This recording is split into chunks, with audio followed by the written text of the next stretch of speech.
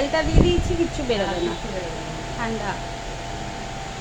তাও যদি মনে হয় দেখছেন বেরোচ্ছে না, একটু বরফ, হ্যাঁ বরফ দিয়ে কমে যাবে। হ্যাঁ অ্যালার্জিটাকে ফোটা ফোটা উঠে যায়, কমে যায় বলে।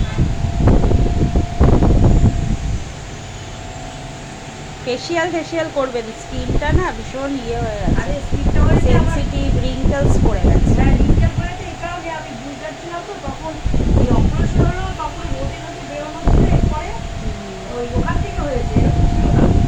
তখন তো আমার স্কিন কেমন ছিল, এখন এটা কালো দাগগুলো কি করে কমে গো? পুরো হয়ে গেছে আমার, ওগুলো ট্রিটমেন্ট করতে হয়, তাই না? ট্রিটমেন্ট আছে। আপনি তো এখানে থাকেন না, নাহলে আমি বলতাম আমার কাছে আসুন প্রত্যেক মাসে, ওগুলো লাইট করে দেয়, ট্রিটমেন্ট করতে করতে ওটা লাইট হয়ে যায়, একদিনে তো যায় না। না না অনেক দিনই যায়, জানি।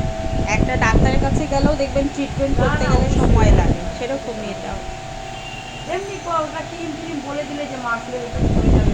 এমনি ক্রিমটা কোনো, এমনিতে টোনার, ময়শ্চারাইজার, হ্যাঁ সানস্ক্রিন এগুলো ইউজ করা উচিত। হ্যাঁ আর এছাড়াও একটা করে ফেসিয়াল করা উচিত। হ্যাঁ ফেসিয়াল করেন না? কত টাকা করে?